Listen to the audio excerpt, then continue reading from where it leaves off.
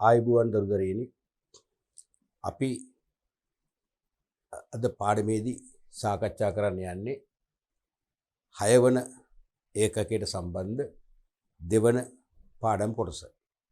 සුළු හා මධ්‍ය පරිමාණ ව්‍යාපාර ආර්ථික සංවර්ධනයට දක්වන දායකත්වය කියන මූලික මාතෘකාවට අපි ඉන්නේ. මීට ප්‍රථම පරිච්ඡේදයේ සුළු හා මධ්‍ය පරිමාණ ව්‍යාපාරවල ගති ලක්ෂණ, මුහුණ දෙන ගැටලු, ශ්‍රී ලංකා ආර්ථිකයට තියෙන වැදගත්කම, ඒගොල්ලන්ගේ ගැටලු විසඳීමට ගත යුතු ක්‍රියාමාර්ග රාශියක් කතා කරා. අපි අද ආරම්භ කරන මේ පාඩම් ඒකකයෙන් සුළු හා මධ්‍ය පරිමාණ ව්‍යාපාර සඳහා ඇති දිරිගැන්වීම තමයි මූලික වශයෙන් කතා කරන්නේ. සුළු හා මධ්‍ය පරිමාණ ව්‍යාපාර සඳහා ඇති දිරිගැන්වීම. ඒ දිරිගැන්වීම සාකච්ඡා කරනකොට මම හිතන්නේ ඔබ තුල සියුම් සිතුවිලි පහළ වෙන්න ඕනේ. මමත් කෙදිනක හෝ සුළු හා මධ්‍ය පරිමාණ ව්‍යාපාරයක් ආරම්භ කරලා මහා පරිමාණ ව්‍යාපාරිකයන්ගේ සමාජය කරා ගමන් කරමින් ජාතික ආර්ථිකයට මෙහෙවරක් කරાવી කියන සිතුවිලි පහළ වේ. එහෙම අයට මේ ඒකකය ප්‍රායෝගික සහ සුබවාදී ඒකකයක් වේවි. මොකද අපිට සුළු හා මධ්‍ය පරිමාණ මට්ටමින් ආරම්භ කර මහා පරිමාණ ව්‍යාපාරයක් කරා ගමනක් යන්න සිතැඟියාවන් තිබුණා වුණාට අපිට ලොකු ගැටලු තියෙනවා. අපිට ලොකු ධනයක් නැහැ. එහෙනම් ව්‍යාපාරය ආරම්භ කරන්න කොහෙන්ද මුදල් හොයාගන්නේ? අපි කොහොමද මේකට වෙළඳපොළක් ගොඩනගා ගන්නේ? අපිට දක්ෂ පළපුරුදු සේවකයෝ හොයාගන්න පුළුවන් වෙයිද? නැත්නම් අපිට ඒගොල්ලෝ බිහි කරගන්න පුළුවන්ද? බොහොම ප්‍රශ්න තියෙනවානේ. අන්න ඒ ප්‍රශ්න වලට මේකේ උත්තර ලැබෙනවා. පැහැදිලිද? නිසා මේක ජීවිතේට වැදගත් වෙනවා, විභාගයටත් වැදගත් වෙනවා. දෙකටම වැදගත් වෙනවා. එතකොට අපි බලමු සුළු හා මධ්‍ය පරිමාණ ව්‍යාපාර දිරිගැන්වීමට රජයේ ගෙන ඇති පියවර.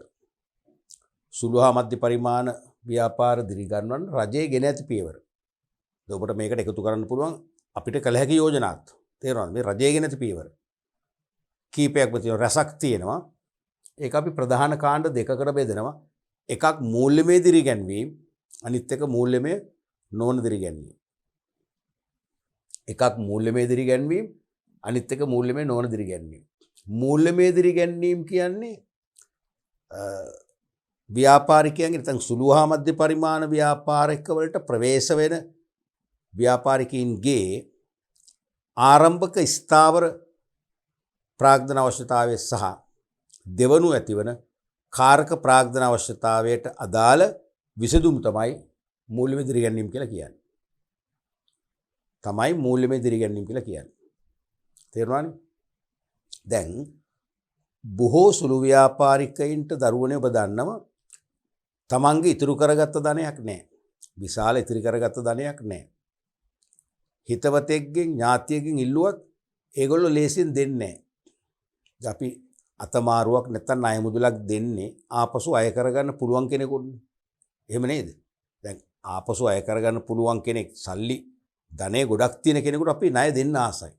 අපිට ඇත්ත එක ඒක තුලින් අලුත් මිත්‍රත්වයක් ගොඩනගා ගන්න. තිබෙන මිත්‍රත්වය වර්ධනය කරගන්න. තේරුණාද? එයාට උදව්වක් කිරීමෙන් පුළුවන්. අපි එයාට උදව්වක් කරන්න. අපි අහලා ණය දෙනවා. නමුත් එතරම් ධනයක් නොමැති කෙනෙක්ට අපි එහෙම දෙන්නේ නැහැ. ඉල්ලුවත් මග හරිනවා. එහෙම නෙවෙන්නේ. ඒ නිසා සුළු පරිමාණ ව්‍යාපාරිකයින්ට එක පැත්තකින් Tamanට ලොකු ධනයක් ඉතිරි කරගෙන නැහැ. අනිත් එක Tamanට සමීපතම මිතුරන්ගෙන් ඥාතීන්ගෙන් ලබා ගැනීම හැකියාවක් නැහැ. මූල්‍ය ආයතන පවා ඒගොල්ලන්ට ණය දෙන එක අවදානම් සහගත පාර්ශවයන්ට ණය දීමක් හා සමානව තමයි සැලකන්නේ. ඒ නිසා බැංකු හෝ මූල්‍ය ආයතන මගිනුත් ණය සපයා ගන්න අමාරුයි. ඒ නිසා මේගොල්ලෝ ළඟ බිස්නස් කන්සෙප්ට් තියෙනවා. අලුත් ව්‍යාපාර සංකල්ප තියෙනවා. තේරුණාද? ව්‍යවසායගත කුසලතා තියෙනවා. කළමනාකරන කුසලතා තිබුණට මූල්‍යමය අතින් මේගොල්ලෝ පරාදීන. ඒ නිසා මේගොල්ලන්ගේ මූල්‍ය ප්‍රශ්න විසඳ ගන්න ලොකු අර්බුදයක් තියෙනවා. දැන් අපි ඉදිරියේදී කතා කරන වැදගත් පාඩමක් මූල්‍ය කළමනාකරණය. Financial management. මූල්‍ය කළමනාකරණදී අපි මේ කතා කරනවා. අපිට දැනුත් අපිට මේක වැදගත් වෙනවා. ඕනෑම ව්‍යාපාරිකයෙකුට සුළු පරිමාණ, මධ්‍ය පරිමාණ, මහා පරිමාණ ભેදයක් නැහැ. ඕනෑම ව්‍යාපාරිකයෙකුට මූල්‍ය නැත්තම් අරමුදල් නැත්තම්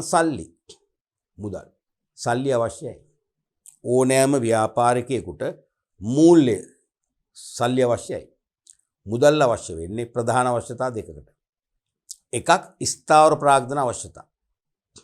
තේරුණාද? එකක් ස්ථාවර ප්‍රාග්ධන අවශ්‍යතා. එකක් ස්ථාවර ප්‍රාග්ධන අවශ්‍යතා. ස්ථාවර ප්‍රාග්ධන අවශ්‍යතා. ස්ථාවර ප්‍රාග්ධන අවශ්‍යතා. ස්ථාවර ප්‍රාග්ධන අවශ්‍යතා සඳහා. අනිත් එක කාරක ප්‍රාග්ධන අවශ්‍යතා සඳහා. කාරක ප්‍රාග්ධන අවශ්‍යතා සඳහා. මේක තමයි අවශ්‍යතා දෙක. මේක පරිමාණ ප්‍රශ්නයක් නෑ.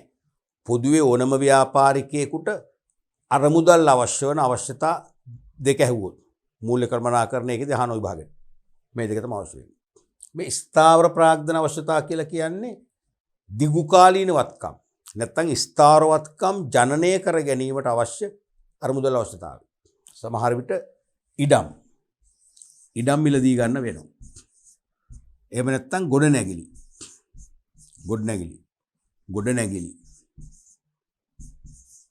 එහෙම නැත්නම් යන්ත්‍ර. ඒ වගේම රථ වාහන. ඔය වගේ ගෘහ භාණ්ඩ. තේරුණාද? ස්ථාවරවත්කම්. මේවා පැවැත්ම දිගු කාලීනයි. ආරම්භයේදී මේවා අත්පත් කරගන්න, බිහි කරන්න ලොකු මුදලක් යට කළාට නැවත දිගු කාලයකදී අපි මේ සදා මුදල් යට කරන්නේ නැහැ. එක්කෝ ඉඩම් මිලදී ගන්න වෙනවා. එහෙම නැත්නම් බදු ගන්න වෙනවා. භද්‍ර ගන්න යම් කාලයකට. ගොඩනැගිලි එක්කෝ ඉදි කරන්න වෙනවා.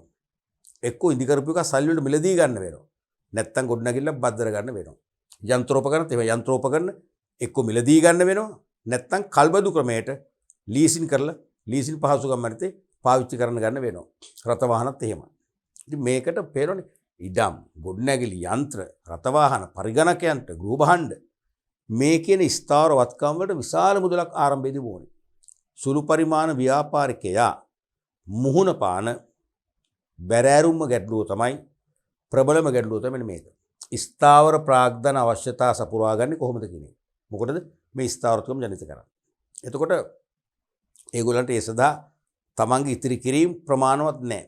හිත මිතුරන්ගිනුත් අතමාරුවක් ගත්තත් සමහර විට මූල්‍ය අංශයට ගිහිල්ලා බැංකු ආයතනයක සහනයක් ලබා ගන්න වෙනවාමයි. එහෙම ලැබෙන්නේ නැත්නම් එයාට ව්‍යාපාරය ආරම්භ කරන්න හැකියාවක් ලැබෙන්නේ නැහැ. තේරුණාද?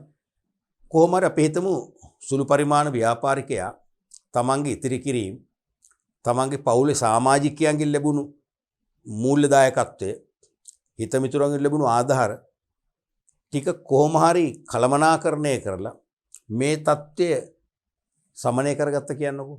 නැත්නම් ස්ථාවර ප්‍රාග්ධන අවශ්‍යතාවය සපුරාගත්ත කියන්නකෝ. ඒ සපුරගත්තත් එයා ප්‍රශ්نين නිදහස් නැහැ. එයා තාම ප්‍රශ්නේ කොනක ඉන්නවා. මොකද දෙවනුව එනවා කාරක ප්‍රාග්ධන අවශ්‍යතාව සඳහා ගැටලුව එනවා. කාරක ප්‍රාග්ධන අවශ්‍යතාව සපුරා ගන්න අරමුදල් හිඟකම කියන ගැටලුව එනවා. ඒ කියන්නේ එදිනදා ව්‍යාපාර පවත්වාගෙන යාමේදී අයබාර වේදම් කීපයක් අපිට දරන්න වෙනවා. ඒ කියන්නේ ව්‍යාපාර කටයුතු එදිනදා කරගෙන යනකොට අමුද්‍රව්‍ය මිලදී ගන්න වෙනවා. අමුද්‍රව්‍ය සැපයුම් කරන්න ගවන්න වෙනවා. දෛනික වේදම් තියෙනවා. අපි තුමු අනියම් සේවක පිරිසක් ඉන්නවනේ. අනියම් සේවකයෝ. මේ අනියම් සේවකයින්ට ඩේ සැලරිස් ගෙවන්නේ. දෛනික වැටුප් ගෙවන්න වෙනවා. ඒ වගේම විවිධ පුද්ගලයන් අපේ ව්‍යාපාරයට එනවා. ප්‍රධාන ගනුදෙනුකරු, සැපයුම්කරු, බැංකු නිලධාරීන් මේගොල්ලන්ටම සංග්‍රහ කරන්න. සංග්‍රහ වේදම් දරන්න වෙනවා. ඊළඟට දිනපතා යම් අමුද්‍රව්‍ය සමහරට මෙවලම් බද්දර ගන්න වෙනවා. සමහරට අපිට පොඩි මෙවලම් අවශ්‍ය වෙනවා. අපිට අවශ්‍ය වෙන්නේ හැමදාටම නෙවෙයි. කාලෙන් කාලට. ඒ නිසා අපිව සල්ලි විශාල මුදලක් වැය කරලා ගන්නෙ නැහැ. තේරෙනවද? අපි තුමු ගොඩනැගිලි ඉදිකිරීම උපකරණ කියලා. ඒ වගේ අපිට බද්දරගත් දවසකට දෙකකට පාවිච්චි කරන්න ගන්නවා අපිට ගෙවන්න වෙනවා. මෙන්න මේ වගේ දෛනික ව්‍යාපාර කටයුතු මෙහෙයුම් කටයුතු කරගෙන යනකොට එදිනෙදා පියවන්න ඕන වියදම් පියවීමට අවශ්‍ය මුදල් තමයි මුදල් අවශ්‍යතාවය තමයි කාර්ක ප්‍රාග්ධන අවශ්‍යතාවය කියන්නේ. මේ ගැටලුත් එනවා. ඒ නිසා මේ සුළු ව්‍යාපාරිකයෙක් මූලිකවම ස්ථාවර ප්‍රාග්ධන අවශ්‍යතා සහ කාර්ක ප්‍රාග්ධන අවශ්‍යතා සඳහා කියලා ගැටලු දෙකකට මුහුණ දෙනවා. මෙතනදී අපි හිතමු අමුද්‍රව්‍ය. හරිද? ණය හිමියෝ කලින් අපිට ද්‍රව්‍යමය වශයෙන් හරි මූල්‍යමය වශයෙන් හරි ණය සැපයූපු අය ණය හිමියන්ට ගෙවන්න වෙනවා. ණය හිමියන්. ඒ වගේම දෛනික වැටුප්.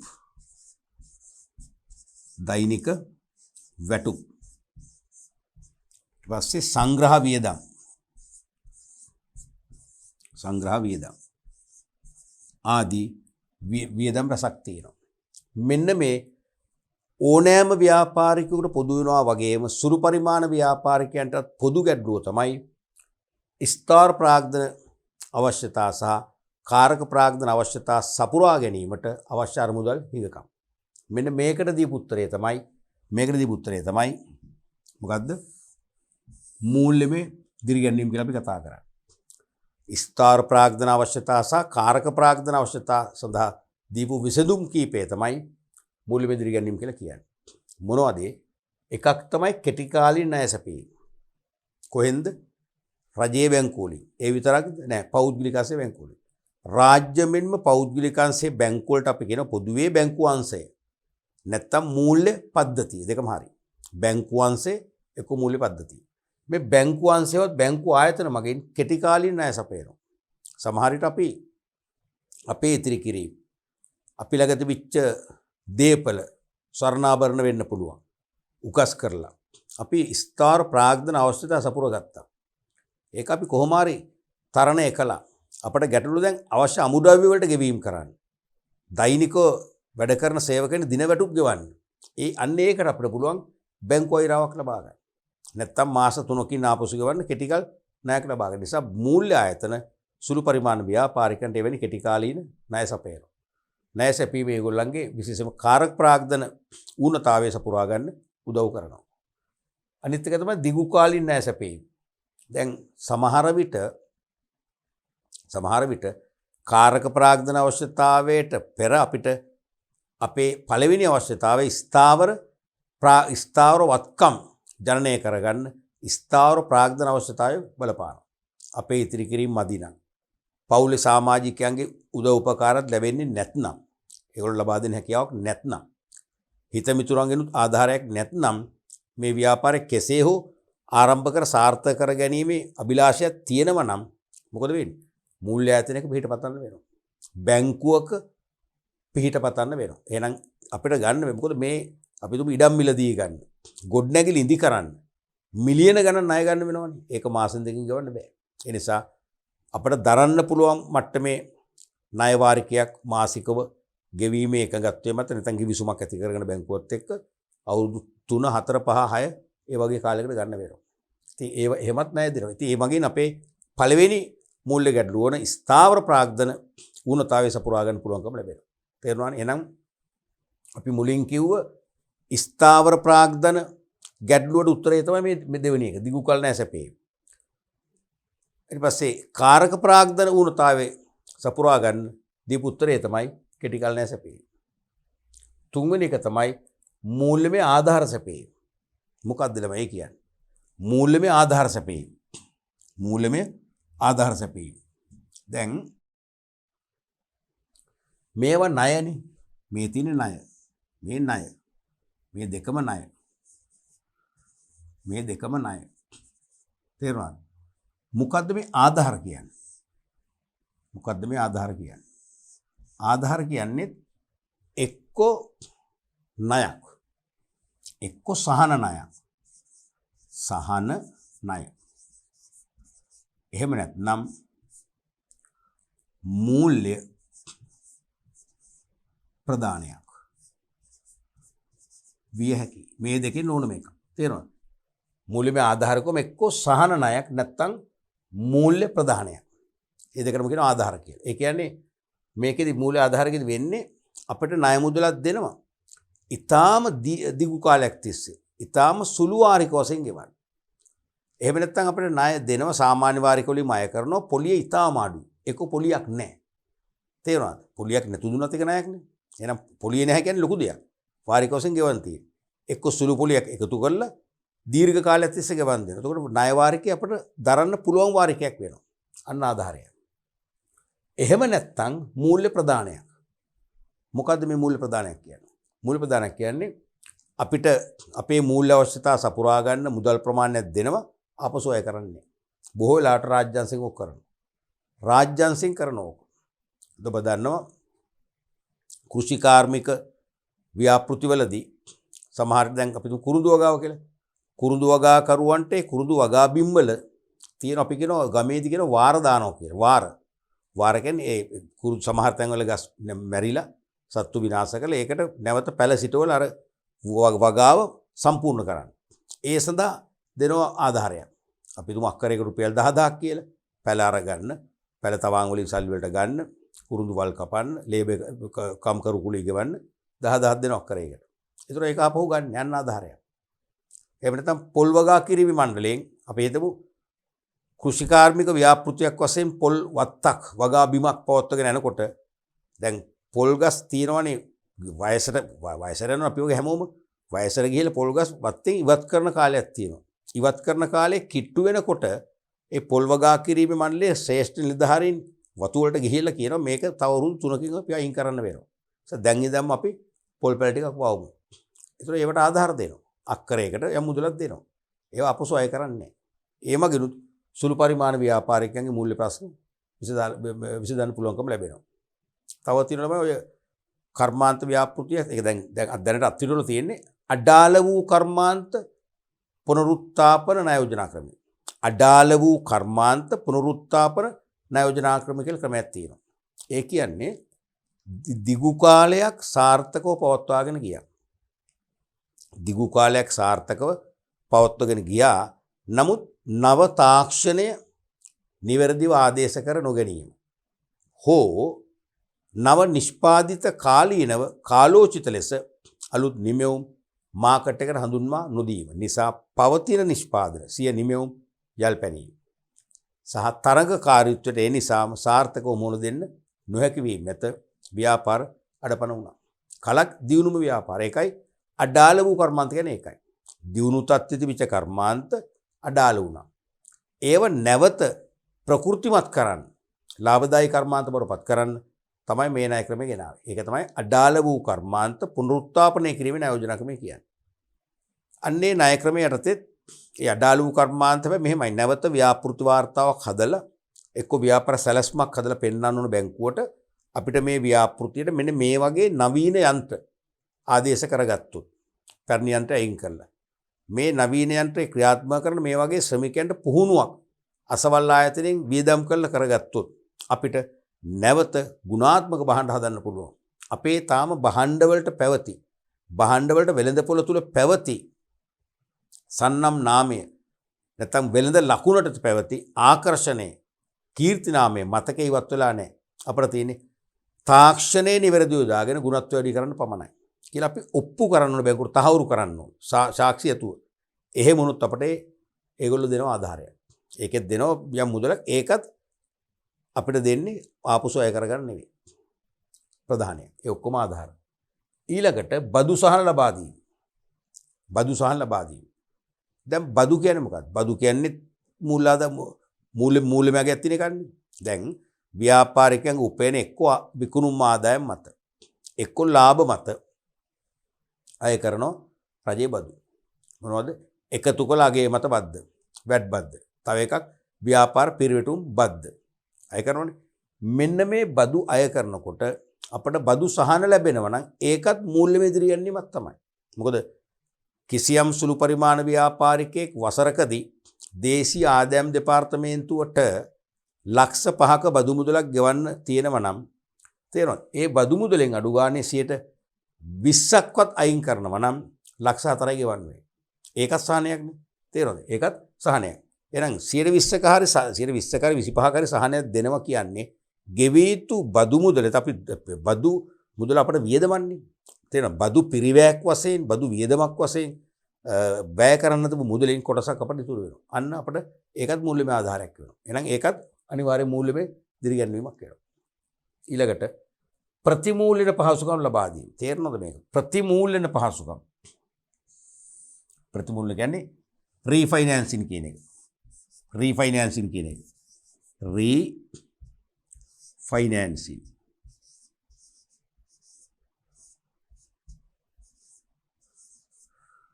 මොකද්ද මේ කියන්නේ? ප්‍රතිමූල්‍ය කියන්නේ දැන් සමහර ව්‍යාපාර ශේෂ්ත්‍ර තියෙන අවදානම් සහගතයි. බැංකු ණය දෙන්න මැලිකමක් දක්වනවා. මොකද අවදානම්. කෘෂිකාර්මික ණයත් අවදානම්. ගම් වතුරට හසු වෙලා වගාව පාවුල වෙලා යනවා. කීඩායි වදුරෙන් අස්වැර නැතුව යනවා. තේරෙනවද? ඒ වගේ ස්වභාවික විපත් මගින් ඒ වගේ හානි වෙන්න පුළුවන්. හානි වුණොත් ගොවියට ගත්ත ණය මුදල ආපසු ගෙවීමේ හැකියාව නැති වෙනවා. එහෙනම් අවදානම්. ඇත්තම බැංකු කැමැත්තකින් ණය දෙන ශ්‍රේෂ්ඨයන් කෘෂිකාර්මික අංශය. දීවර ණය. දීවර කර්මාන්තයේ දෙන්නේ ණය දෙනවා. දීවර කාර්මිකව අනතුරකටපත් වෙනවා මොහොතේ. ඒගොල්ලන්ගේ යාත්‍රාව විනාශ වෙනවා. දීවර කර්මාන්තයට සමුදු වෙන්න වෙනවා. ණය අය කරගෙන විදියක් නැහැ. නැත්නම් දීවරයින් වශයෙන් ණය අරගෙන දීවරයින්ගේ වෙස්වලාගෙන ණය අරගෙන ඒගොල්ලෝ මුහුදු යනවා. ගිහලා ඉතාලියට පයින්නවා. ආයෙන්නේ නැහැ. තේරුණාද? එහෙම වෙනවා. එහෙම අනන්ත වෙනවනේ. ණය අය කරගෙන විදියක් නැහැ. අවදානම් සහිත අවදානම් ශ්‍රේෂ්ඨ ණය. ඒ වගේ සමහර ශ්‍රේෂ්ඨ තියෙනවා රටේ ජාතිකාර්ථිකයේ සංවර්ධනයට දියුණු කළ යුතුම අංශ. දීවර කර්මාන්තය, කෘෂි කර්මාන්තය, ගෘහ කර්මාන්ත, සුළු හා මධ්‍ය පරිමාණ කර්මාන්ත දියුණු කළ යුතුමයි. දියුණු කළ යුතුමයි. නමුත් ණය ආපසු අය කර ගැනීමේ අවදානම් තියෙන නිසා බැංකු ක්‍රමේ ණය දෙන්න මෙලිකමක් දක්වනවා. තේරුණාද? නමුත් එවැනි අංශ දියුණු නොකර රටකට සංවර්ධනය අගා කර ගැනීමත් සිහිනයක්. අන්න එහෙමනම් මහ බැංකුව හෝ මහ බැංකුව සමගාමීව ඉහළින් පිහිටි බැංකුව අපි හිතමු රාජ්‍ය උකස් ආයෝජන බැංකුව, ලංකා සංවර්ධන මූල්‍ය සංස්ථාව කියන බැංකුව, ඒ වගේ විශාල දෙවන්ත බැංකුව එක්ක මහ බැංකුව නැත්නම් සංවර්ධන බැංකුව. අපි පොදුවේ කියනවා ඉහළින් පිහිටි බැංකුව කියලා. ඉහළින් පිහිටි බැංකුව පහළින් පිහිටි බැංකුව වෙත සහන පොලී හා කොන්දේසි යටතේ ණය සපයන. මොකටද සපයන්නේ? ඒ පහළින් පිහිටි බැංකුවල භාවිතර නෙවෙයි.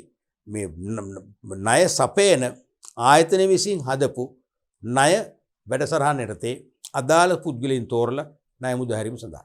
ලංකා බැංකුව කියනවා අපිට දීවර ණය මුදා හරින්න බෑ. දීපු ණය වලින් 50%ම දැන්ටමත් බොල් ණය. හරිද? නමුත් බෑ. දීවර කර්මාන්ත දිනු කළ යුතුයි. අපේ රට වටේම තියෙන මුහුද. වෙනත් රටවලට ඩොලර් බිලියන ගණන් ගෙවලත් ගන්න බැරි සම්පතක් අපිට තියෙනවා. අපි මේ කර්මාන්ත දිනු කළ යුතුයි. එහෙමනම් බැංකුව කියන එහෙනම් ඕගොල්ලෝ අපිට අර මුදල් දෙන්න. අපි මේ ණය දෙන්න. හැබැයි අපිට වගකීම් බාර ගන්න බෑ. අන්නේ තර්කෙ මත මහ බැංකුව ලංකා බැංකුවට අඩු පොලියක් හදුවා. අපි තුමු 8 ගානකට 8 ගානේ දෙනවා දීවරංශයට ණය දීම සඳහා. කාගේ සල්ලිද? මහ බැංකුව සල්ලි. එහෙනම් ලංකා බැංකුව ඇතුළු වාණිජ බැංකුව දීවර ණය දෙනවා 4ක් එකතු කරලා. එතකොට 8ට 4ක පොලියක් එකතු කරනවා. 12 ගානේ දීවරයන්ට ණය මුදා හරිනවා. එතකොට ලංකා බැංකුව ඇතුළු වාණිජ බැංකුව 4ක ලාභයක් ගන්නවා. ඒගොල්ලෝ ණය මෙහෙයුම් කරලා කරනවා. වැරදිලාවත් දීවර කාර්මිකව ගත්ත ණය ආපසු ගෙවුවේ නැත්නම් ඒ ණය ආපසු නොගෙවීමෙන් ඇති වෙන බොල් ණය පාඩුව දරාගන්නේ ලංකා බැංකුව හෝ වාණිජ බැංකුව නෙවෙයි මහ බැංකුව. ඒක තමයි ප්‍රතිමූල්‍ය කියන්නේ තේරුම. එහෙනම් රටේ සංවර්ධනයට අත්‍යවශ්‍ය නමුදු බැංකු ක්‍රමයේ ණය දීමට මැලිකමක් දක්වන අංශ වෙත පහසුවෙන් ණය නැත්නම් අරමුදල් ගලා යාමට සැලැස්වීමේ අරමුණ ඇතුව මහ බැංකුව හෝ ඉහළින් පිහිටි මූල්‍ය ආයතන විසින් පහළින් පිහිටි බැංකුව වෙත සහන පොලියක් හා කොන්දේසි යටතේ ණය සපයනවා. ඒක තමයි ප්‍රතිමූල්‍යනේ කියන්නේ. අන්නේ ප්‍රතිමූල්‍යන පහසුකම් නිසා තමයි පහළින් පිහිටි බැංකු සුළු පරිමාණ ව්‍යාපාරිකයන්ට ඒ අත්‍යවශ්‍ය අංශය වැඩ කරගන්න ණය දෙන්නේ. එහෙනම් ඒකත් මූල්‍යමය දිරිගැන්වීම. ඒතර යම් මොහොතක ප්‍රතිමූල්‍යන පහසුකම් නතර කරනවා කියන්නේ මොකද්ද? මොකද වෙන්නේ? නතර කරනවා කියන්නේ අනිවාර්යයෙන්ම සුළු පරිමාණ ව්‍යාපාරිකයන්ට බැංකු ක්‍රමෙන් ණය ලැබෙන්නේ නැහැ. ඒගොල්ලෝ අනිවාර්යයෙන්ම මූල්‍ය අර්බුදයක පැටලෙනවා. අධෛර්යයටපත් වීමක් වෙනවා. උන්න වගේ මූල්‍යමය දිරිගැන්වීම් ක්‍රම කීපකින් ලබා දෙනවා. දෙවනුව මූල්‍යමය නොවන දිරිගැන්වීම. මූල්‍යමය නොවන දිරිගැන්වීම් ගණනාවක් තියෙනවා. එකක් තමයි ව්‍යවසායක සංවර්ධන වැඩසටහන් දියත් කිරීම. කියන්නේ ව්‍යවසායකත්ව කුසලතා ආරෝපණය කරගන්න තරම් දැනුමක් වර්ධනය කරන්න ව්‍යවසායකත්ව සංවර්ධන වැඩසටහන් ජාතික මට්ටමින් දීප ව්‍යාප්තිය මෙහෙවන්න පුළුවන්. දැන් NIBM ආයතනයේ ජාතික ව්‍යාපාර කළමනාකාරීත්ව ආයතනය යාගේ ශාඛා ජාලයක් තියෙනනේ ශාඛා ජාලය මගින් ව්‍යවසායක සංවර්ධන වැඩසටහන් දියත් කරනවා. ඒකට සුළු පරිමාණ ව්‍යාපාරිකයන්ට මේ වැඩසටහන් වලට සම්බන්ධ සමහරව නොමිලේ සමහරව මුදල් ගාස්තුව අය කරනවා. මුදල් ගෙවලා හරි නොමිලේ හරි ඒ වැඩසටහන් ෆලෝ කරනවා. කිරීමෙන් ව්‍යවසායකත්ව කුසලතා වර්ධනය කරගන්නවා. එහෙනම් ඒගොල්ලෝ හොඳ විශ්වාසයක් ඇතුව විධිමත් භාවයකින් යුතුව සුළු හා මධ්‍ය පරිමාණ ව්‍යාපාර ආරම්භ කර පවත්වාගෙන යාමේ දැනුම ඒකෙන් ලැබෙනවා. ඊළඟට පර්යේෂණ හා තාක්ෂණ සේවා සැපයීම. දැන් සුළු ව්‍යාපාරිකයෝ දරුවනේ පර්යේෂණ කරන්නෙම නැහැනේ. එයාලා හිතන්නේ පර්යේෂණ අපිට බෑ. ඒක මහා දැවැන්ත කාර්යභාරයක්. ඒක සංකීර්ණයි. ඒකට විශේෂ පුහුණුවක් ඕනේ. විශේෂඥ දැනුමක් ඕනේ. හැමම නැහැනේ පර්යේෂණයක්. කියන්නේ අපි වෙළඳ පොලේ විවිධ අංශෝස්‍ය අධ්‍යයනයක් කරලා තරංගකරුවෝ කී දෙනෙක් ඉන්නවද? ඒගොල්ලන්ගේ භාණ්ඩවල ස්වභාවය මොකක්ද? ඒගොල්ලන්ගේ භාණ්ඩවල ප්‍රමිතියක් තියෙනවද? මොකක්ද මේ ප්‍රමිතිය? ප්‍රවර්ධනය කරන්නේ කොහොමද? මේ වගේ තොරතුරු ගොන්නක් අධ්‍යයනය කරලා අපි වෙළඳ පොළ ගැන දැනුවත් වෙනවා. වෙළඳ පොළ පිළිබඳව අපි දැනුවත් වෙනවා විවිධ භාවයෙන් යුතුව. හරිද? දැනුවත් වුණාම අපට ලේසි අපිට වෙළඳ පොළට යන්න. අපි වෙළඳ පොළට යා යුත්තේ කුමන මාර්ගයකද? කුමන ආයුධ වලම් සන්නද්ධෝද කියලා අපිට හැඟීමක් එනවා. තේරෙනවද? ඒ නිසා ඒ පර්යේෂණ කරන්න ඕනේ. ඉතින් පර්යේෂණ අපිටම කරගන්න පුළුවන්. ඒ සඳහා අපට උපදෙස් අපේනවා. අනික තාක්ෂණික සේවා. අපිට නිවැරදි යන්ත්‍රෝපකරණ, නිවැරදි අමුද්‍රව්‍ය පාවිච්චි කරලා භාණ්ඩයේ ගුණත්වය වැඩි කරගන්න, නිවැරදිව තාක්ෂණය අත්දකින්න මඟ පෙන්වීම කරනවා. අනික යටිතල පහසුකම්. රජයේ බලාධිකාර කීපයක් මගින්ම sannivedana, ප්‍රවාහන, බලශක්තිය, ජල පහසුකම් ආදී ව්‍යාපාර සාර්ථකව ආරම්භ කර සාර්ථකව පවත්වාගෙන යාමට අත්‍යවශ්‍ය සේවා තමයි යටිතල පහසුකම් කියන්නේ. ඒ පහසුකම් ලබා දෙන්න ක්‍රියාත්මක වෙනවා. ඊළඟට උපදේශන සේවා කියලා අපේ විසන දෙස හැමදාම තියෙන ගුරුවත් පොතේ තියෙන මේවත් අරවටම අයිති. ඒ කියන්නේ උපදේශන සේවා කියන්නේ එක්ක කළමනාකරන උපදේශන සේවා, අලෙවි කරන උපදේශන සේවා, මානව සම්පත් සම්බන්ධ උපදේශන සේවා, ආයෝජන උපදේශ සේවා නිවැරදිව ආයෝජනය කරන්නේ. ඒ වගේ උපදේශන සේවා සපයන ආයතන තියෙනවා. ඒ ආයතන මගින් ඒ උපදේශන ලබා ගන්න පුළුවන්. බොහෝ ඒවා නොමිලේ. ඊළඟට අලෙවි පහසුකම් ලබා දීම. මොකද සුළු පරිමාණ ව්‍යාපාරිකයෙක් මුහුණ පාන දරන්න බැරි ගැටලුවක් තමයි මේ අලෙවි පහසුකම්. ඒ කියන්නේ ප්‍රමාණවත් භාණ්ඩ හා සේවා ප්‍රමාණයක් අලෙවි කර, සාධාරණ මිලකට අලෙවි කර, ප්‍රමාණවත් විකුණුම් ආදායමක් සහ ප්‍රමාණවත් ලාභයක් ස්ථාවර කරගන්න එක ලොකුම ප්‍රශ්නයක්. ඒ මොකද හේතුව මෙයාලගේ නිමෙවුම් මෙයාලට කෙලින්ම වෙළඳ පොලේ විකුණන්නේ නැහැ. මෙයාලා වෙතම ඇවිල්ලා අතරමැදි වෙළෙන්දු ඉතා අඩු මිලට අරගෙන යනවා. සූරාගෙන කෑමක්. ඒ නිසා මේගොල්ලන්ට සමහර වෙළඳාමක් තියෙන වැඩක් නැහැ. සමහරට පාඩු. ඒ නිසා ඉහළ මිලකට වැඩිම ප්‍රමාණයක් ඍජුව විකුණාගත හැකි මම්පෙත් විවර කරන්න ඕනේ. ඊළඟට විශිෂ්ටතා සම්මාන ලබා දීම. දැන් ලංකාවේ තවමත් සුළු හා මධ්‍ය පරිමාණ ඇගීමට ලක් කිරීම ඉතාම පහත් මට්ටමක තියෙනවා. තේරෙනවද? වාර්ෂිකව මේක නොකඩවා අනිවාර්යයෙන්ම සුළු හා මධ්‍ය පරිමාණ ව්‍යාපාරිකෝ දැනුවත් කරලා ඒගොල්ලන්ගේ නිර්ණායක කීපයක් පදනම් කරගෙන. ඒ කියන්නේ තත්ත්වයෙන් උසස්ම භාණ්ඩ නිපදවීම පළවෙනි සාධකයක්. ඒ වගේම පරිසර දූෂණයක් නොවන අන්දමින් පරිසර හිතකාමීව තමන්ගේ සෑම ව්‍යාපාර කාර්යයක්ම සැලසුම් සහගතව දියත් කරනවා. පරිසර හිතකාමී හානියක් වෙන්නේ නැහැ. ඊළඟට ශ්‍රම සූක්ෂම ක්‍රම තුලින්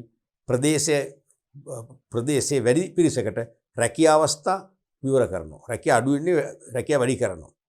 ඒකම මේ ව්‍යාපාරයේ නිමෙවුම් වල ගුණත්වය ඉතා ස්තරම්. හොඳ අමුද්‍රව්‍ය පාවිච්චි කරලා නිවැරදි තාක්ෂණය තුලින් ගුණාත්මක භාණ්ඩ නිෂ්පාදනය කරනවා. මෙන්න මේ වගේ සාධක පදනම් කරගෙන විශිෂ්ටයන් තෝරන්න ඕනේ.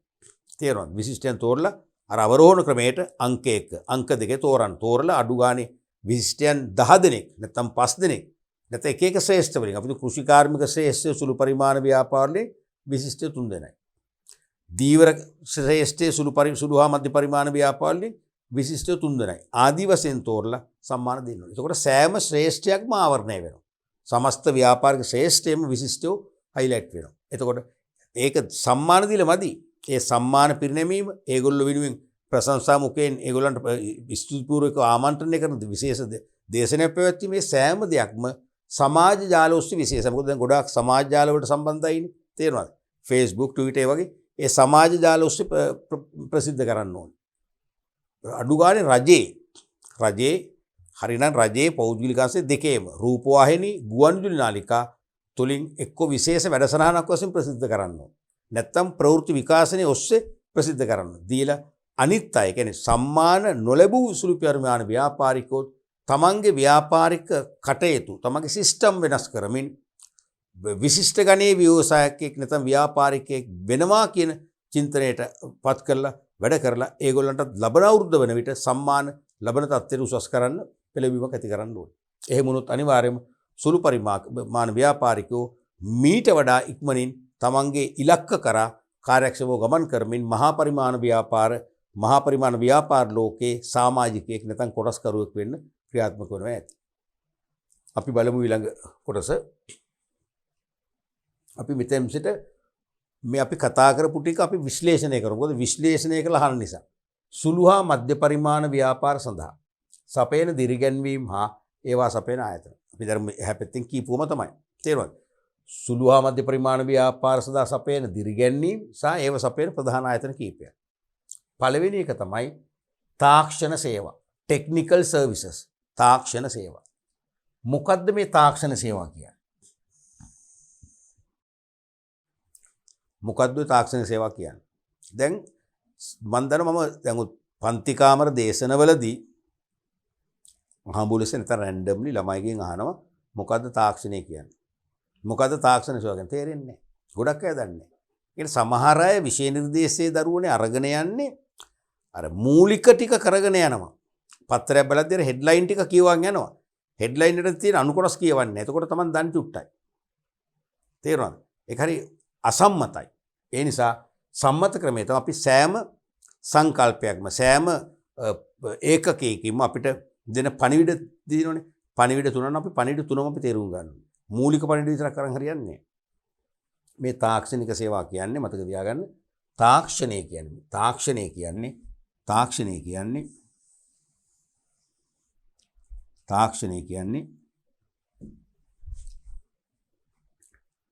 ගුණත්වය.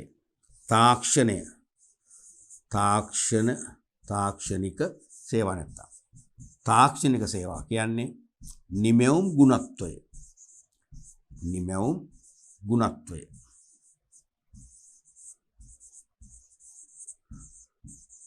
මෙන්න මේ නිමෙවුම් ගුණත්වය වර්ධනය කිරීමට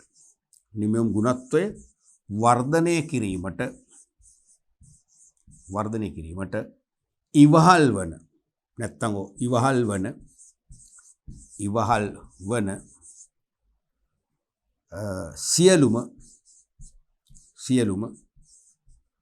සියලුම දායකත්වයන්.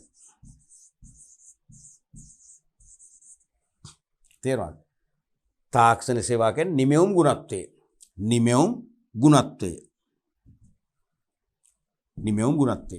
නිමෙවුම් ගුණත්වය වැඩි කර ගැනීමට සහාය වන සියලුම සේවා, සියලුම පහසුකම්, සියලුම උපදෙස් අපි කියනවා සියලුම දායකත්වයන් කියලා. මම දැන් මේක සියලුම දායකත්වයන් තමයි මේ නිමෙවුම් ගුණත්වය වර්ධනය කරන්න ලබා දෙන සියලුම දායකත්වයන් අපි නම් කරනවා තාක්ෂණික සේවා කියලා. තේරුණාද?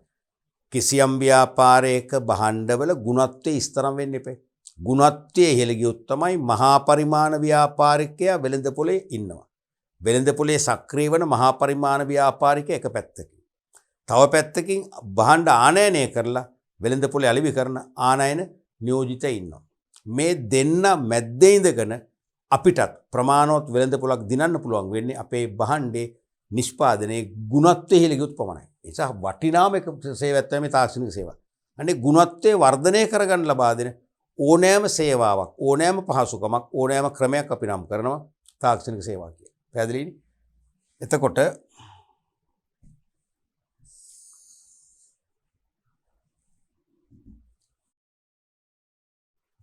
නිමෙවුම් ගුණත්වය වර්ධනය කර ගැනීමට සපයන උපදෙස් සහ පහසුකම්. නිමෙවුම් ගුණත්වය වැඩි කරගන්න සපයන ඕනෑම උපදේශයක් පහසුකමක් අපි නම් කරනවා තාක්ෂණික පහසුකම් නැත්නම් තාක්ෂණික සේවාවක්.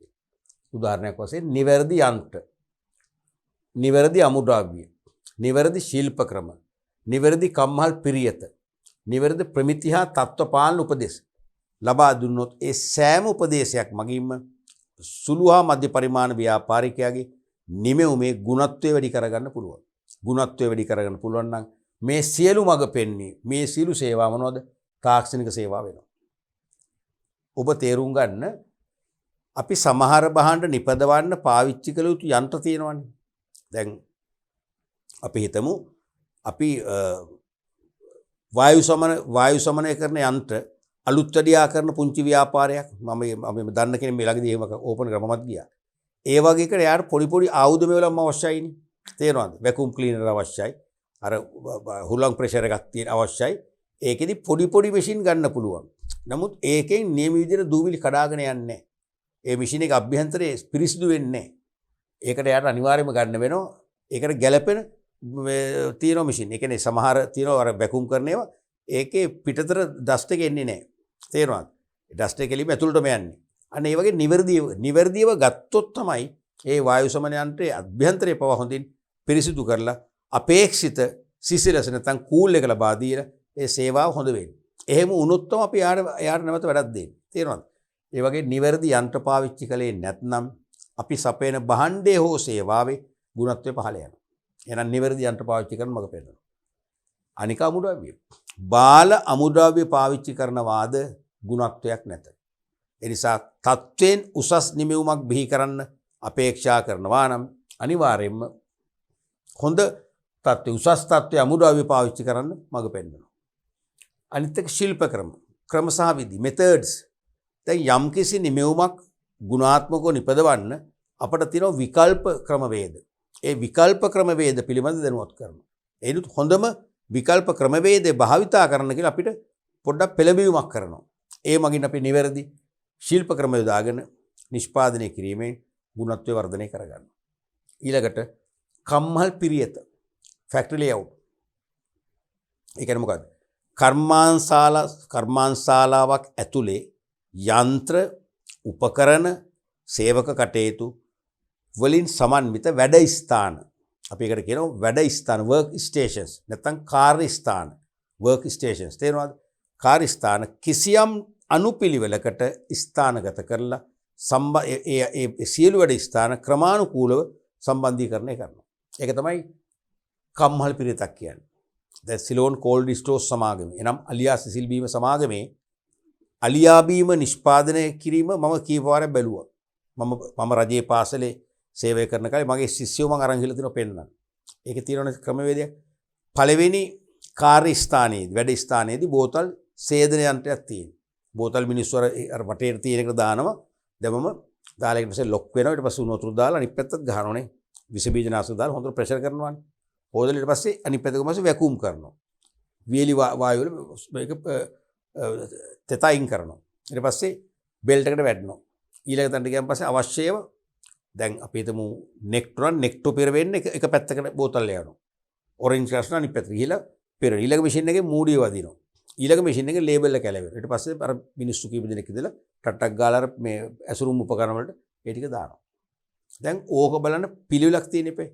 මුලින්ම බෝතල් සෝදනවා, පිරිසිදු කරනවා. ඊළඟට මූඩි ගහනවා. ඊළඟට ෆිල් කරන්න යනවා. මොකද වෙන්නේ? ෆිල් වෙන්නේ කොහටද? මූඩිය ගහලානේ. හරියන්නේ නැහැ. පිළිවෙලක් තියෙනවා. ක්‍රමවේදයක් තියෙනවා. ඒක තමයි මේ කම්හල් පිරිත කියන්නේ. මොකද කම්හල් පිරියතේ ඒ යන්ත්‍ර හා මිනිස් ක්‍රියාකාරකම් වලින් සමන්විත වැඩ ස්ථාන, කාර්ය ස්ථාන අනවශ්‍ය පරිදි සැලසුම් කරලා සේවකෝ නිතර එහාට මෙහාට ගමන් කරන්න මාරු වෙන ආකාරයේ කාර්ය ස්ථාන හදන්න බෑ. එහෙම හැදුවොත් සේවකෝ නිකන් කාලේ නාස්ති කරනවා. තේරෙන නිෂ්පාදනයේ කාර්යක්ෂමතාවය නැති වෙනවා. නිතරම සේවකයන්ට ඉන්න තැන ඉඳන්ම කාර්ය ඉටු කරන්න පුළුවන් වන ආකාරයේ පිරියතක් වුණ හදන්න.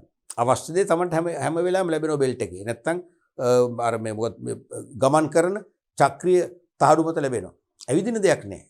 අන්න ඒ වගේ නිවැරදි කම්මල් පිරියතක් හදාගත්තොත් එයද හේතු වෙනවා භාණ්ඩේ ක්වොලිටි එක වැඩි වෙන්නේ. ඊළඟට ප්‍රමිති අනිවාර්යයි. ප්‍රමිති භාවිතා කරනවා කියන්නේ නිමීමේ ගුණත්වය වර්ධනය වෙනවාමයි. තේරුණාද? හැබැයි ප්‍රමිතිය විතරක් හඳුන්වා දුන්නට මදි. ප්‍රමිතිය ආරක්ෂා කරන්නේ මොකෙන්ද? තත්ත්වපාලන ක්‍රියාවලිය මගින්. ප්‍රමිතිය රැකදෙන උපාය මාර්ගය, ප්‍රමිතිය රැකදෙන ආයුධය තමයි තත්ත්වපාලනය. එහෙනම් ප්‍රමිතිත් අපි භාවිතා කරන්න ඕනේ. ප්‍රමිති හැමදාම ආරක්ෂා කරමින් ගුණාත්මක භාණ්ඩ හදන්න තත්ත්වපාලන ක්‍රමත් අපි ක්‍රියාත්මක කරන්නම ඕනේ. විශේෂයෙන්ම ISO ආයතනයේ හදලා තියෙන ISO 9001 2015 තත්ත්වපාලන කළමනාකරණ පද්ධතිය. මතකයිනේ අපි කලින් කරා. අන්නේ තත්ත්වපාලන අන්නේ ISO 9001 2015 තත්ත්ව කළමනාකරණ පද්ධතියේ අවශ්‍යතා 20ක් කියවනේ. අවශ්‍යතා 20 අපේ ආයතනය ඇතුළත දාලා ඒ තත්ත්වපාලන ක්‍රමය ඇතිකළොත් ඉබේම අපේ ආයතනය තුළ බිහිවන භාණ්ඩවල ප්‍රමිතිය ඉබේම ආරක්ෂා වෙනවා. හොඳින් ආරක්ෂා වෙනවා. එනම් වෙළඳ පොලෙන් ලොකු ඉල්ලුමක් දිනා ගන්න පුළුවන්. මෙන්න මේ වගේ භාණ්ඩවල ගුණත්වය වැඩි කිරීමට හේතු වන උපදෙස් මඟ පෙන්වීම සේවා තමයි තාක්ෂණික සේවා කියන්නේ. ඊළඟට මේ තාක්ෂණ සේවා සපයන ප්‍රධාන ආයතන කීපයක් මතක තියාගන්න මොන පොදු විභාග ලියන්න වෙනවා. එකක් තමයි ශ්‍රී ලංකා ප්‍රමිති ආයතනය. ශ්‍රී ලංකා ස්ටෑන්ඩඩ් ඉන්ස්ටිටියුට් LBT එකට මාතින්. අනිත් එක තමයි කාර්මික තාක්ෂණික ආයතනය ITI ඉන්ඩස්ට්‍රියල් ටෙක්නොලොජිකල් ඉන්ස්ටිටියුට්. අනිත් එක කාර්මික සංවර්ධන මණ්ඩලය IDB කඩුබැදි තියෙන ඉන්ඩස්ට්‍රියල් ඩෙවලොප්මන්ට් බෝඩ්. මතක තියාගන්න තාක්ෂණික සේවා කියද්දී ඔබට ලංකාවේ ජාතික මට්ටමේ බලාධිකාරීත්වයක් සිහියට නැගෙන්නම ඕනේ. ඒව කටපාඩම් කරන්න එපා. ජීවිත කාලෙ මතක තියාගන්න. තේරුණාද? ඒ තමයි මෙන්න මේ උඩ තුන. දැන් ලංකාවේ සුළු පරිමාණ ව්‍යාපාරිකයන්ට මෙන්ම ඕනෑම ව්‍යාපාරිකයෙකුට තාක්ෂණික පහසුකම් තාක්ෂණික මඟ පෙන්වීම කරනවා නම් ඒකේ ප්‍රමුඛතා ලිස්ට් එකේ ප්‍රමුඛවම ඉන්නේ උඩම ඉන්න ආයතන තුන තමයි මේ තුන. ප්‍රමිති ආයතනය, කාර්මික සංවර්ධන මණ්ඩලය, කාර්මික තාක්ෂණික ආයතනය. මේ ආයතන තුන තමයි ප්‍රමුඛතම තාක්ෂණික සේවා සපයන්නේ. තව තියෙනවා ඒ ජාතික මෝස්තර මධ්‍යස්ථානය, ජාතික ඇසුරු මධ්‍යස්ථානය, ශ්‍රී ලංකා හස්තකර්මාන්ත මණ්ඩලය ආදී වශයෙන් තවත් ආයතන තියෙනවා. මෙන්න මේව ආයතන මගින් තමයි තාක්ෂණික සේවා සපයලා සුමක නිමෙවුම් සුළු හා මධ්‍ය පරිමාණ කර්මාන්තවල නැත්නම් ව්‍යාපාරවල නිමෙවුම් වල ගුණත්වය වැඩි කරලා සාධාරණ ප්‍රමාණවත් වෙළඳ පොලක් දිනා ගන්න පහසුකම් සලසන්නේ. පැහැදිලිනේ? ඊළඟට අපි බලමු මූල්‍ය පහසුකම් ෆයිනෑන්ෂියල් ෆැසිලිටිස්. මූල්‍ය පහසුකම් කුඩා ව්‍යාපාරිකයින්ගේ ආරම්භක ස්ථාවර ප්‍රාග්ධන අවශ්‍යතා. මේ අපි ඉස්සෙල්ලා කතා කරේ ස්ථාවර ප්‍රාග්ධන අවශ්‍යතා හා කාරක ප්‍රාග්ධන අවශ්‍යතා සඳහා සහන පොලිය යටතේ ණය සැපීම හා මූල්‍ය ආධාර සැපීම. අපි මුලින්ම මතක පැහැදිලි කරා කුඩා ව්‍යාපාරිකයින්ට මූල්‍ය අවශ්‍යතා දෙකයි.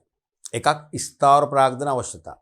ස්ථාවරවත්කම් මත්පත් කරගන්න, තියෙන ඒවා වැඩි දියුණු කරගන්න, ඒ වගේම ඉදි කරන්න, නවීකරණය කරන්න, දිගුකාලීනව ප්‍රතිඵල ලැබෙන මාර්ගවල යොදවන සල්ලි ඕනේ. ඒ වගේම එදිනෙදා ව්‍යාපාර කටයුතු පවත්වාගෙන යාමේදී දැරිය යුතු වේදම් පියව ගන්න කාරක ප්‍රාග්ධන උණතා ප්‍රශ්න එනවා. මේ දෙකටම සහන පොලිය යටතේ ණය, ඒ වගේම මූල්‍ය ආධාර සපයන එක තමයි මෙන් අදහස් කරන්නේ.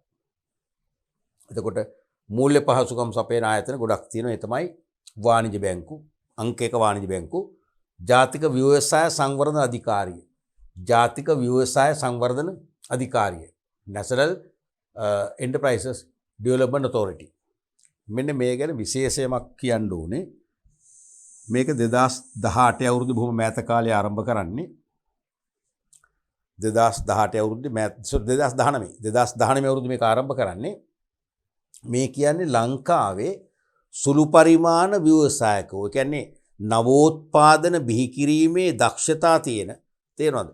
ව්‍යවසායක කුසලතා පූර්ණ සුළු පරිමාණ ව්‍යවසායකින්ටයි පොදුවේ සුළු පරිමාණ ව්‍යාපාරිකයන්ටයි උපදෙස් සැපීම, අවශ්‍ය මූල්‍ය ආධාර සැපීම සහ ඒගොල්ලෝ වෙනුවෙන් විශිෂ්ටතා සම්මාන පිරිනැමීම සඳහාම ආරම්භ කරපු ජාතික ආයතනය.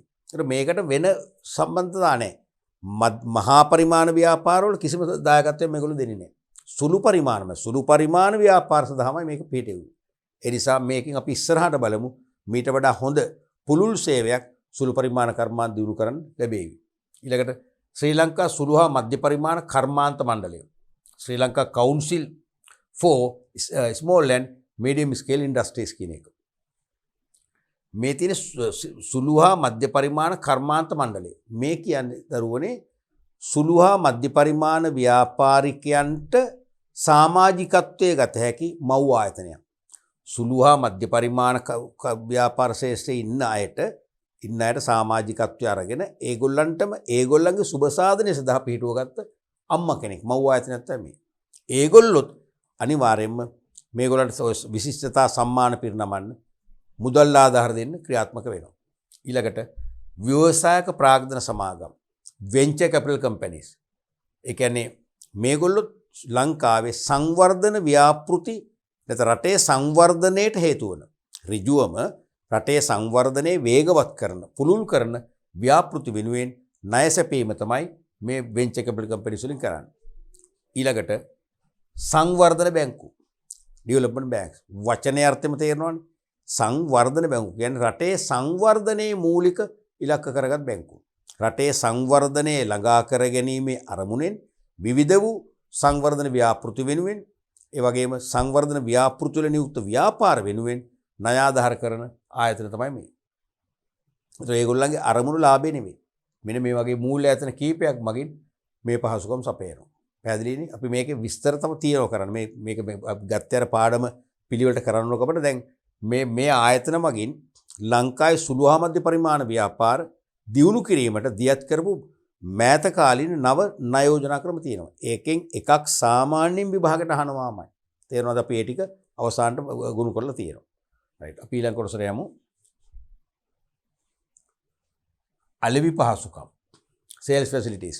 දැන් සුළු පරිමාණ ව්‍යාපාරිකයන් මුහුණ පාන තවත් ප්‍රබල ගැටලුවක් තමයි තමන්ගේ භාණ්ඩ විකුණා ගැනීමට ඇති නොහැකියාව. දැන් මම වුණත් සුළු පරිමාණ නිෂ්පාදකයෙක් නම් මම භාණ්ඩ නිෂ්පාදනය කරාම ඒක මිලදී ගන්නේ නැත්නම් ඒක නොවිකිණී ඉතිරි වෙනවනම් යල් පනිනවනම් මම වුණත් නිෂ්පාදනයට පෙළඹෙනවද? කලකිරීමක් ඇති වෙනවා. හොඳ ව්‍යවසායකත්ව කුසලතා තියෙන කෙනෙක් නම් එහෙම නෙවෙයි. ඒකෙන් කලකිරෙන්නේ නැතුව තේරෙනවා ධනාත්මකව සුභවාදී හිතලා නැවත එතනින් වෙන උපාය මාර්ග මගින් ඉස්සරහට යන්න පුළුවන්. නැත්නම් අපි මානසික වැඩනවනේ. තේරෙනවද? ඒ නිසා ප්‍රධානම දේ තමයි සුළු හා මධ්‍ය පරිමාණ ව්‍යාපාරවල නිමෙවුම් ඉස්තරන් නිමෙවුම් බව එත්තු ගන්නන්න. තේරුණාද? දැන් එහෙම මත ගොඩනගන්න හරි අමාරුයිනේ. දැන් අපි දවසක් අපේ මිත්‍රයෙක්ගේ තාත්තා කෙනෙක් නැති වෙලා මාතර යනවා මේ ඒතර අධිවේගී මාර්ග නැති කාලේ. උදේ පාන්දරම අපි යනවා. යනකොට මගදී බඩගෙන හැදෙන ඉතින් එක එකලා කියනවා. ਪਰ අපේ යන අපේ සර් කියනවා මෙහෙමයි ඔය ලොකු ලොකු හොටල් ඕනේ නැහැ. අපි ඔය සාමාන්‍යයෙන් තියෙන පොල්ලතු කඩේ පොඩි පොඩි කඩ තියෙනවා ගම්වල. ඒ ගම්වල කඩවල කෑම හොඳයි. මොකද ඒ කඩවල ඒ ගම්වල ඒ ගෙදර උයන කෑම මේ මිනිස්සු කන්නේත් ඒවමයි. මහා පරිමාණව වෙළඳාමක් කරන්නේ නැහැ. ඒ නිසා ඒ කෑම ගුණයි රසයි. අපි ඒ වගේ තැනක් අල්ලමු කියලා ඇත්තටම ඒ වගේ තැනකින් තමයි කෑවේ. ඒකේ සත්‍යයක් සම්පූර්ණම සත්‍යයි. තේරෙනවද? ඒ කෑව කියලා බඩ දැවිල්ල නෑ. බඩ දැවිල්ල අජිනමොටෝ වගේ දේවල් දානවනේ. තේරෙනවද? ඒ නිසා අන්න ඒ වගේ අපිට දැන් මතයක් තියෙනවා කුඩා හෝඩලයක කෑම ඒ අයිතිකාරයෝ ඒගොල්ලන් කන කෑමව තමයි හදන්නේ. ඒ නිසා එතන හොඳයි. මතයක් තියෙනවනේ. ඒ වගේ සුළු පරිමාණ ව්‍යාපාරවල නිමෙවුම් හොඳයි. ඒගොල්ලෝ නවීන තාක්ෂණය පාවිච්චි කරනවා. දේශීය අමුද්‍රව්‍ය තමයි පාවිච්චි කරන්නේ. විදේශ අමුද්‍රව්‍ය පාවිච්චි කරන්නේම නැහැ. ඒ නිසා පුහුණු ශ්‍රමිකයන් අතින්ම තමයි ඒක කරන්නේ. එහෙම කියලා අනික සුළු පරිමාණයෙන් හදන්නේ. ඒ නිසා මේගොල්ලෝ මහා පරිමාණ ව්‍යාපාර නිමෙවුමට සාපේක්ෂව සුළු පරිමාණ ව්‍යාපාර නිමෙවුම් අතිවිශිෂ්ටයි කියලා මතයක් සමාජගත කරන්න ඕනේ. කරලා ඒව ඉතා සාධාරණ මිලකට විකුණා ගන්න පහසුකම් ඇති කරන්න ඕනේ. එහෙම වුණොත් තමයි ඒගොල්ලන්ගේ භාණ්ඩ වලට අලෙවියක් ඇති වෙන්නේ. එහෙම වුණොත් තමයි ඒගොල්ලන්ට ආදායම් ලැබෙන්නේ. එහෙම වුණොත් තමයි ඒගොල්ලෝ නැවතත් නිෂ්පාදනය කරන්න අලෙවි කරන්න පෙළඹෙන්නේ. තේරුණාද? කුඩා පරිමාණ ව්‍යාපාර නිමැවුම් දේශීය හා විදේශීය ලෙස අලෙවි කර ගැනීමට ක්‍රමෝපාය නැති කිරීම. කුඩා පරිමාණ ව්‍යාපාර නිමැවුම් දේශීය හා විදේශීය ලෙස අලෙවි කරගන්න ක්‍රමෝපාය නැති කිරීම. උදාහරණ තමයි ලක්සල, විස්කම් නිවස වැනි ප්‍රදර්ශන හා අලෙවි මධ්‍යස්ථාන වෙතින් භාණ්ඩ අලෙවි කර දීම.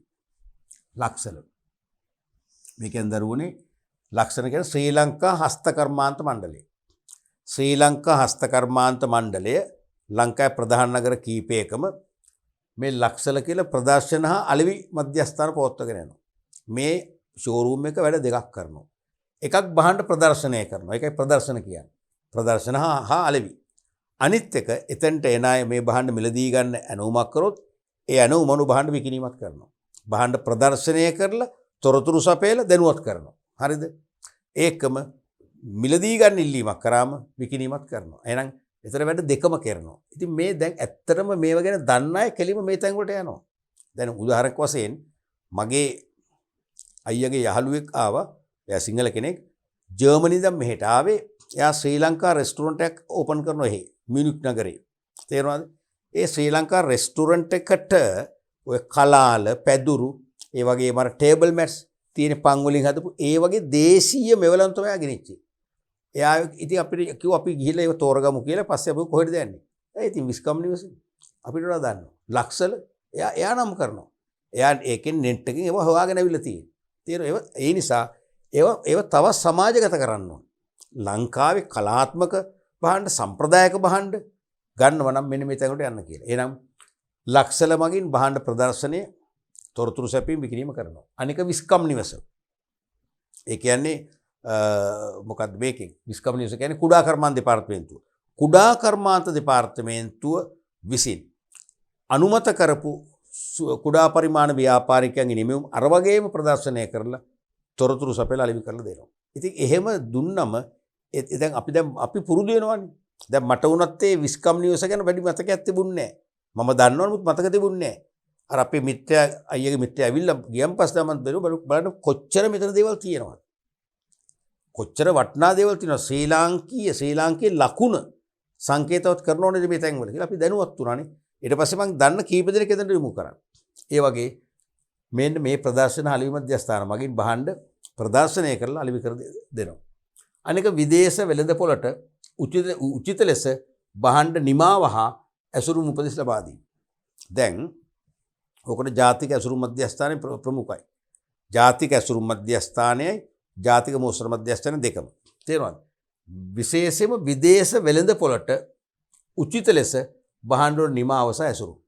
දැන් අපේ රටේ නම් අපි පුරුදු වෙලා තියෙන අපි ඇසුරුමට ඒ තරම් උනන්දුවක් වෙන්නේ නැහැ ගොඩක් අය. ඇසුරුම මොකක් වුණත් අපේ භාණ්ඩය වැදගත් වෙයි. ඒකේ නිමාව ආක්‍රශනීය නිමාව ගැන හිතන්නේ නැහැනේ. නමුත් එහෙමනේ විදේශ වෙළඳපොලේ විදේශ ගැනුම් කරෝ අපි කියන සුද්ධ කියලා සුද්ධ එහෙම නෙවෙයි. සුද්ධ එහෙම නෙවෙයි. පැකින් එක ගැන ගොඩක් හිතනවා. තේරෙනවද? ඇසුරුමෙන් ඒගොල්ලන්ට අලංකාරයක් පේන්න ඕනේ. ඒ වගේම භාණ්ඩ නිමාව ගැන හොයනවා. දැන් ඔබ බලන්න ලංකාවේ තිබුණු එක්ස්පෝ මේ ප්‍රදර්ශන එහෙම ඒ වේදී.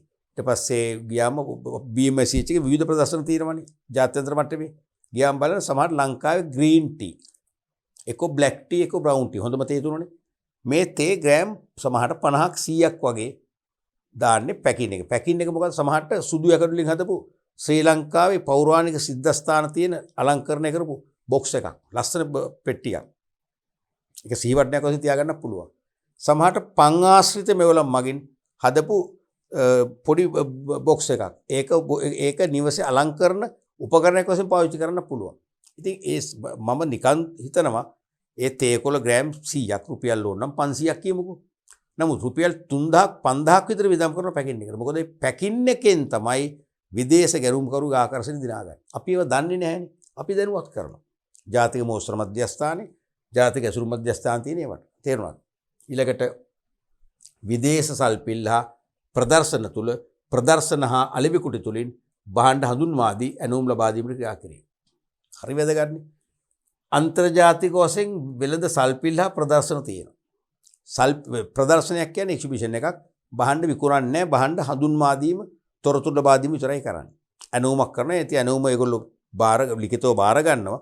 බාරගෙන අදාළ ඒගොල්ලන්ගේ ෂෝරූම් වලට බාර දුන්නම ඒගොල්ලෝ ඊට පස්සේ ආමන්ත්‍රණය කරලා අපිට අපේ මුදල් අය කියලා භාණ්ඩ ලැබෙන සලස්සනවා. මිසක් ප්‍රදර්ශනයේදී භාණ්ඩ විකුණන්නේ නැහැ. සල්පිල එහෙම නෙවෙයි. සල්පිලේ ප්‍රදර්ශනයකුත් වෙනවා විකිණීමත් වෙනවා. මේවා ජාත්‍යන්තර. එහෙනම් මේ ජාත්‍යන්තර සල්පිල් හා ප්‍රදර්ශන වලට රටවල් ගණනාවක ගැනුම්කරුවෝ දහස් ගාණක් එනවා. මතකනේ අපේ කොළඹදී පිච්ච අර එක්ස්පෝ ප්‍රදර්ශනයේ රටවල් ගණනාවක දහස් ගාණක් ආවනේ. ඒ නිසා මෙන්න මේ සල්පිල්ලා ප්‍රදර්ශන වලට සුළු පරිමාණ ව්‍යාපාරිකයාගේ නිමෙවුම් යවාගත්තොත් ස්ටෝල් එකක් වෙන් කරගෙන රටවල් ගණනාවක නැත්නම් අපි කියනවා ලෝකෙටම අපිට එකවර බහන්න පෙන්වන්න පුළුවන්. ලෝකෙටම අපිට බහන්න තොරතුරු දීලා මිලදී ගන්න මොකද අභිප්‍රේරණය කරන්න ඇති කරන්න පුළුවන්. ඇනෝමක් ලැබුණොත් එක ඇනෝමක් ලැබුණම ඇති. එක ඇනෝමක් ලැබුණම ඇති. තේරෙනවද? දැන් මගේ මිත්‍රයෙක් හිටියා මිය ගියා. ලංකාවේ හොඳ සුළු පරිමාණ ව්‍යාපාරිකයෙක් ඔය හර්බල් ප්‍රොඩක්ට්ස් යා කරේ. පෝල් පලා රණවර ඒවා එක එක කැටගරි එකක් කුඩු කරලා පැකට් කරලා යවුවා. කෑලි කරලා යවුවා තිබුණා. තේරෙනවද? එයා කියන එකවරක් එයා රවුමක් ගහලා මාස එකමාරකින් මං ඇහුවා රටවල් කීයද කියලා. රටවල් 21කට ගියා කිව්වා. මං කිව්වා බොරු කියන්නේ එපයි කියලා. මාස එකම රටවල් එයා කියන්නේ නෑ විරි මේක මේ හරි සිම්පල්. මොකද සමහර රටවලට කෝච්චියෙන් යන්නේ. කෝච්චියෙන් රටවල 5ක් යන්න පුළුවන්. එක රටකට මට දවස් 2ක් 3ක් ගත කරාම ඇති මගේ වැඩේ කරගන්න. මම සමහරට එක රටක ඉන්නේ කරෑයි. ඒකෙන් ජාත්‍යන්තර සල්පිලකට මම සම්බන්ධ වෙනවා. මම එතන සේවකයෝ යොමු කරලා තියෙනවා. මම බලන්නේ ගිහලා ඒගොල්ලෝ හරියට වැඩේ කරනවාද. උපදෙස් දුන්න මම නිරීක්ෂණය කරා මං ආවා. ඊට පස්සේ මට ඩිරෙක්ට් විදේශ ව්‍යාපාරිකව මුණ ගැහෙන සාකච්ඡා කීපයක් තුන රටවල් කීපයක්. මම ඒගොල්ලෝ සාකච්ඡා කරා. ඉතින් මොකද ලොකු වීදමක් කිව්වා. ඉතින් රටවල් 21 විදිනවා කියවනේ. හෝටල් කාමර බුක් කරගන්න ඕනේ. එයා ටිකට්ස් නේ. ට්‍රේන් ෆී ගෙවන්න ඕනේ. තේරෙනවද? මං ඉතින් ඇහුවා දැන් ඉතින් ඕක ලක්ෂ ගණක් ඔයා වියදම් කරනවා නේ. ඒ ඉතින් මෙහෙම අරන් ගිය සේවකයෝ තමයි ස්ටෝල් වල ඉඳලා තියෙන්නේ. හොඳ භාෂා කීපයක් කතා කරන්න පුළුවන් අය. ඉතින් මං හිතන්නේ කෝටි ගාණක්. මං ඇහුවා ඉතින් ඔයාට පාඩු නැද්ද? නෑ විරි මට මේ ගිහිල්ලා ආපු එකෙන් මම ඇනෝම් කීපයක් ගත්තා. මට එක ඕඩර් එකකින් ඔය ඔක්කොම කවර් කිව්වා. ඇත්ත කතාව ඕක තමයි. එක ඕඩර් එකකින් ඔක්කොම කවර් කිව්වා. තේරුණාද? ඒ නිසා මේ විදේශ සල්පිල්ලා ප්‍රදර්ශන තුල ප්‍රදර්ශන අලිවි කුටි තුලින් බහන්න හඳුන්වා දීම අනිවාර්යයෙන්ම අපිට සත්‍ය විකුණුම් අවස්ථාවක් උදා කරගන්න හොඳ ඇනෝම් ලබා ගන්න අවස්ථාවක් වෙනවා. මෙන්න මේ වගේ අලිවි පහසුකම් මූලිකව සපයන ආයතන තමයි මේ තියෙන්නේ. එකක් අපනයන සංවර්ධන මණ්ඩලය. අනිත් එක ශ්‍රී ලංකා හස්තකර්මාන්ත මණ්ඩලය. ලක්සල මගින්. අනිත් එක කාර්මික සංවර්ධන මණ්ඩලය. අන්න ලක් නිපෙවුම් මධ්‍යස්ථාන. ලක් නිපුම් මධ්‍යස්ථාන කියලා අර වගේම ලක්සල වගේම විස්කම් නිවස වගේම තියෙන ප්‍රධාන නගර කීපයකම සුළු පරිමාණ ව්‍යාපාරිකයන්ගේ බහණ්ඩ අරගෙන ප්‍රදර්ශනය කරලා අලෙවි කර දෙන්න. තේරෙනවද? මෙන්න මේවැනි ආයතන මගින් මේ අලෙවි පහසුකම් දැනට සපයන තවත් මං කියන්නේ මීට වඩා දීප ව්‍යාප්තව මේ මධ්‍යස්ථාන වැඩි කරලා රට පුරා ඉන්න සුළු පරිමාණ ව්‍යාපාරිකයන්ට මනස හදන්න ඕනේ. ඔයාලා නිපදවන්න. ඔබ නිපදෙව්වොත් අපි ඔබට ඔබේ නිමෙවුම් අලෙවි කර දෙමු. ඒ තේමාව හදන්න ඕන. ඒ කියන්නේ අපි සුළු පරිමාණ ව්‍යාපාරිකයෝ වශයෙන් නිපදවන්නේ නැත්තේ. අපි එතනට ප්‍රවේශ වෙන්නේ නැත්තේ අපේ බියක් තියෙනවා. මොකද්ද? හැදුවත් විකුණ ගන්න බෑ. අවදානම්. ඒ නිසා ඔබ නිපදවන්න අපි නිසකවම ඔබේ නිමෙවුම් 100%ක්ම අලෙවි කර දුන්නු ලැබේ. කියන මානසිකත්වය ඇති කරන විදිහට මේ මධ්‍යස්ථාන පුරුදු කරන්න ඕනේ. පැහැදිලිනේ? එතකොට දරුවනේ අපි අද දවසේ ලංකාවේ සුළු හා මධ්‍ය පරිමාණ ව්‍යාපාරිකයන්ගේ ගැටලු වලට ඒව විසඳන්න ලබා දෙන දිරිගැන්වීම් තමයි කතා කරන්නේ. අපි මූලික වශයෙන් මේ දිරිගැන්වීම් බෙදුව කොටස් දෙකකට මූල්‍යමය දිරිගැන්වීම් සහ මූල්‍යමය නොන දිරිගැන්වීම් කියලා. ওই දෙකේ මොකද්ද වඩා වැදගත් වෙන්නේ? මූල්‍යමය දිරිගැන්වීම්ද මූල්‍යමය නොන දිරිගැන්වීම්ද? දෙකම වැදගත්.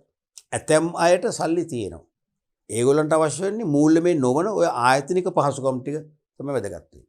ගොඩක් අයට මූල්‍ය අර්බුද තියෙනවා. ඒ නිසා ඒගොල්ලන්ට වඩා වැදගත් වෙන්නේ මූල්‍යමය දිරිගැන්වීම. ඒ නිසා ඔය දෙකම වැදගත්. තේරුණාද? ඒකට විශේෂව අපි කතා කරා තාක්ෂණික සේවා. දැන් ලංකාවේ සුළු පරිමාණ ව්‍යාපාර අසාර්ථක වෙන ප්‍රධානම හේතුවක් තමයි තාක්ෂණික සේවා. ඒ තාක්ෂණේ හරියට භාවිතා කරන්නේ නැහැ. තාක්ෂණේ මොකක්ද? තාක්ෂණය කියන්නේ මොකක්ද කියලා තේරුම් ගන්න නැහැ. මොකද්ද තාක්ෂණය කියලා කිව්වේ? නිමෙවුම් වල ගුණත්වය වර්ධනය කරගන්න හේතු වන සේවා. නිමෙවුම් වල ගුණත්වය වැඩි කර ගැනීමට ලබා දෙන උපදෙස් මඟ පෙන්වීම හා පහසුකම් සියල්ලම අපි නම් කරන්නේ තාක්ෂණික සේවා. ගුණත්වය වැඩි කරගන්න කිසියම් උපදේශයක් කරනවද මඟ පෙන්වීමක් කරනවද පහසුකමක් ලබා දෙනවද තාක්ෂණික සේවා. නිවැරදි යන්ත්‍ර තෝරගන්න, නිවැරදි කම්මල් පිරියතක් සකස් කරගන්න, නිවැරදි ශිල්ප ක්‍රම පාවිච්චි කරන්න. ඒ වගේ තුලින් නිමෙවුම් ගුණත්වය වර්ධනය කරගත්තොත් විශාල වශයෙන් දේශීය වශයෙන් විතරක් නෙවෙයි විදේශ වශයෙන් පවා වෙළඳ පොලක් දිනාගන්න පුළුවන් කියලා කිව්වා. ඒ වගේ අපි අලෙවි පහසුකම් ගැන කතා කරා. අපි ඉදිරි පාඩම් පරිච්ඡේදයේදී තවත් දිරිගැන්වීම් කීපයක් සාකච්ඡා කළ විශේෂයෙන්ම සුළු හා මධ්‍ය පරිමාණ ව්‍යාපාරිකයන්ගේ මූල්‍ය ගැටලු විසඳන්න දැන්ට ශ්‍රී ලංකා රජයේ ලංකාවේ බැංකු පද්ධතිය හරහා හඳුන්වා දීපු විශේෂිත ණය යෝජනා ක්‍රම ටික කතා කරන්න බලාපොරොත්තු වෙනවා.